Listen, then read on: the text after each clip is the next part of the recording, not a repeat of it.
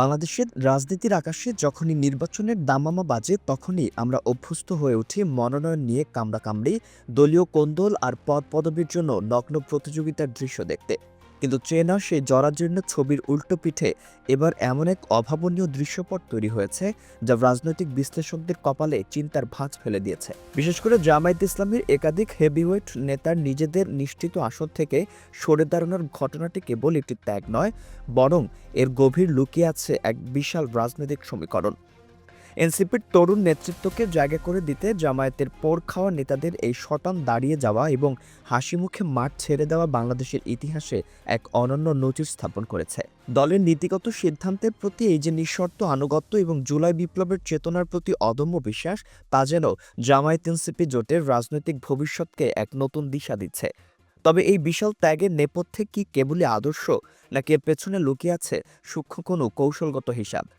১০ দলীয় জোটের এক আসনে এক প্রার্থী নীতি বাস্তবায়নের এই নাটকীয়তা এখন চায়ের টেবিল থেকে শুরু করে টক শো সবখানেই আলোচনার কেন্দ্রবিন্দুতে পরিণত হয়েছে। সাধারণত ভোটের হাওয়া বইতে শুরু করলেই রাজনৈতিক দলগুলোর ভেতরে টিকিট পাওয়ার লড়াই চরমে ওঠে। আমরা বর্তমানে প্রধান বিরোধী দল বিএনপির অন্দরেও বিভিন্ন আসনে মনোনয়ন নিয়ে গ্রুপিং আর প্রকাশ্য বিরোধের খবর পাচ্ছি। কিন্তু সেই চিরচেনা বিশৃঙ্খলার মাঝে সদ্য গঠিত ১০ দলীয় জোট সম্পূর্ণ ভিন্ন এক সুর বাজিয়ে চলেছে। জামায়াত ইসলামী ও জাতীয় নাগরিক পার্টি বা এনসিপির মধ্যকার এই আসন ভাগাভাগি যেন রাজনৈতিক দাবার ছকটাই পাল্টে দিয়েছে। জোটের মূল মন্ত্র হলো একটি আসনে কেবল একজনই প্রার্থী হবে এবং অন্য দলগুলো তাদের সব শক্তি নিয়ে সেই একক প্রার্থীর পক্ষে জানপ্রাণ দিয়ে লড়বে। শুনতে সহজ মনে হলেও বাস্তবে এটি কার্যকর করা কতটা কঠিন ও আবেগঘন হতে পারে তার প্রমাণ মিলেছে মাঠ পর্যায়ে। এই জোট কেবল ক্ষমতার অঙ্ক মেলাতে ব্যস্ত নয়, বরং তারা এক দীর্ঘমেয়াদী এবং ইনসাফ ভিত্তিক বাংলাদেশ গড়ার স্বপ্ন নিয়ে মাঠে নেমেছে। আর সেই স্বপ্নের যাত্রাপথ তৈরি করতে গিয়েই তৈরি হচ্ছে একের পর এক নাটকীয় এবং হৃদয়স্পর্শী মুহূর্ত। এই নাটকীয়তার সবচেয়ে বড় চমকটি এসেছে রাজধানীর ভিআইপি আসন হিসেবে পরিচিত ঢাকা ১১ আসন থেকে। এই আসনে জামায়াতের প্রার্থী হিসেবে দীর্ঘ ১০ মাস ধরে দিনরাত এক করে কাজ করছিলেন সাবেক শিবির সভাপতি ও তুখোড় নেতা অ্যাডভোকেট আতিকুর রহমান। তার গণসংযোগ, মিছিল আর জনসভা দেখে সবাই ধরেই নিয়েছিল যে তিনি এখানে প্রার্থী হচ্ছেন। কিন্তু জোটের ঘোষণা আসার সাথে সাথেই তিনি কোনো দ্বিধা বা আক্ষেপ না রেখেই তার মাঠ ছেড়ে দিলেন এনসিপি নেতা নাহিদ ইসলামের জন্য। আতিকুর রহমানের এই সরে যাওয়া কেবল রাজনৈতিক নয়, বরং এটি একটি গভীর আবেগের জন্ম দিয়েছে। সামাজিক যোগাযোগ মাধ্যমে তার দেওয়া সেই পোস্টটি মানুষের হৃদয় ছুঁয়ে গেছে, যেখানে তিনি লিখেছেন যে দীর্ঘ প্রতীক্ষার পর তিনি এক বিশাল দায়বদ্ধতা থেকে মুক্তি পেলেন। কোনো ক্ষোভ নেই কোনো হারানোর যন্ত্রণা, বরং আছে সংগঠনের সিদ্ধান্তের প্রতি পূর্ণ শ্রদ্ধা। রাজনীতির এই বৈরী পরিবেশে নিজের হাতে গড়া শক্ত অবস্থান অন্যকে ছেড়ে দেওয়ার এই যে সাহস, তা প্রমাণ করে এই জোট কেবল ক্ষমতায় যাওয়ার শিরিক হচ্ছে না, বরং বৃহত্তর এক লক্ষ্য স্থির রয়েছে। একই দৃশ্য মঞ্চস্থ হয়েছে কুমিল্লার রাজনীতিতে অতি গুরুত্বপূর্ণ কুমিল্লা-৪ আসনে। সেখানে এনসিপির প্রার্থী হিসেবে যখন হাসনাত আবদুল্লাহর নাম সামনে এলো, তখন জামায়াতের শক্তিশালী প্রার্থী সাইফুল ইসলাম শহীদ বিনা বাক্যে নিজের প্রার্থিতা প্রত্যাহার করে নিলেন। তিনি স্পষ্ট জানিয়ে দিলেন যে ব্যক্তিগত আকাঙ্ক্ষার চেয়ে সংগঠনের সিদ্ধান্তই তার কাছে বড়। আজীবন দিনের পথে অবিচল থাকার দোয়ার মধ্য দিয়ে তিনি যেন তরুণদের জন্য রাজনীতির মূল মঞ্চ ছেড়ে দিলেন। আমাদের দেশে মুখে মুখে তরুণদের কথা বলা হলেও বাস্তবে নিজের আসন ছেড়ে দেওয়ার উদাহরণ হাতে গোনা। কিন্তু জামায়াত এবার প্রমাণ করল যে তারা ২০২৪ সালের গণঅভ্যুত্থানের সেই স্পিরিটকে কেবল মুখে নয়, কাজের মাধ্যমেও ধারণ করছে। বিপ্লবের সেই তরুণদের সংসদের বারান্দায় পৌঁছে দেওয়ার জন্য জামায়াতের এই আত্মত্যাগ জোটের মধ্যে এক গভীর আস্থার পরিবেশ তৈরি করেছে। এটি কেবল আসন ছাড়া নয়, বরং ভবিষ্যৎ প্রজন্মের নেতৃত্বের প্রতি এক বিরাট বিনিয়োগ।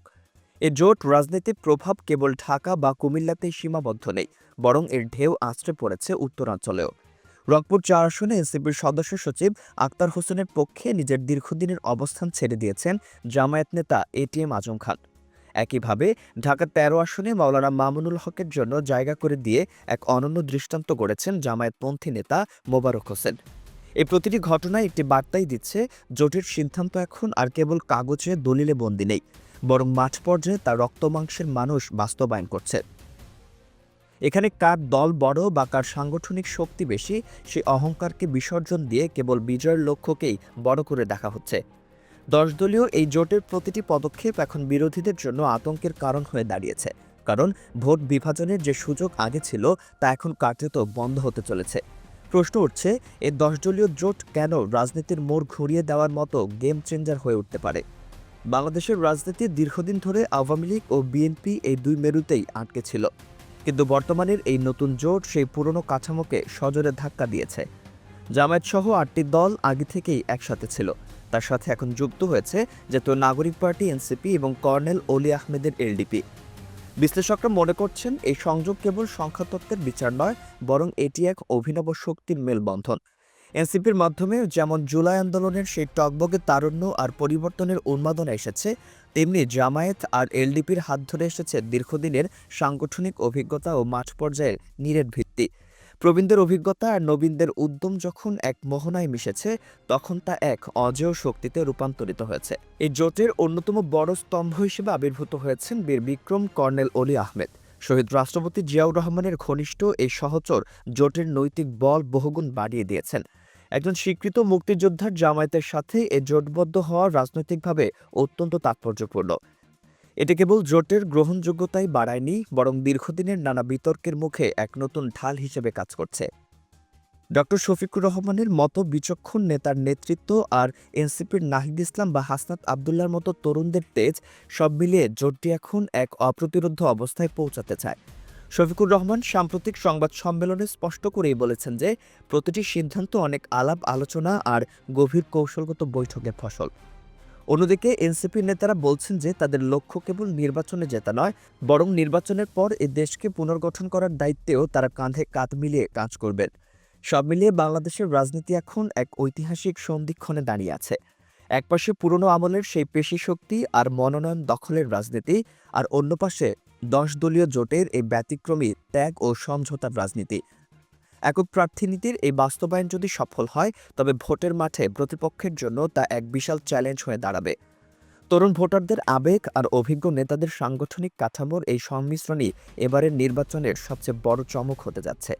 জামায়াতের এই আত্মত্যাগ এবং জোটের এই অটুট সংহতি কি পারবে বাংলাদেশের রাজনীতির দীর্ঘদিনের অচলাবস্থা ভেঙে এক নতুন সূর্যোদয় ঘটাতে? সাধারণ মানুষ এখন সেদিকেই তাকিয়ে আছে। প্রতিটি আসনে প্রতিটি খবরাখবর এখন অত্যন্ত গুরুত্বপূর্ণ হয়ে উঠেছে। পরিবর্তনের এই হাওয়া কি শেষ পর্যন্ত ব্যালট বাক্সে গিয়ে আছড়ে পড়বে, নাকি রাজনীতির জটিল প্যাচে অন্য কোনো ফল বয়ে আনবে, তা সময় বলে দেবে। তবে আপাতত জামায়াত ও এনসিপির এই যুগলবন্দি যে বাংলাদেশের রাজনীতির ব্যাকরণ বদলে দিয়েছে, তাতে কোনো সন্দেহ নেই। এই নতুন যাত্রায় প্রতিটি সমর্থক আর প্রতিটি নাগরিকের সক্রিয় অংশগ্রহণই হতে পারে আগামীর সুন্দর বাংলাদেশের চাবিকাঠি। তাই দেশের এই ক্রান্তিলগ্নে ঐক্যবদ্ধ থেকে আগামীর পথে এগিয়ে যাওয়াই এখন সবচেয়ে বড় পরীক্ষা।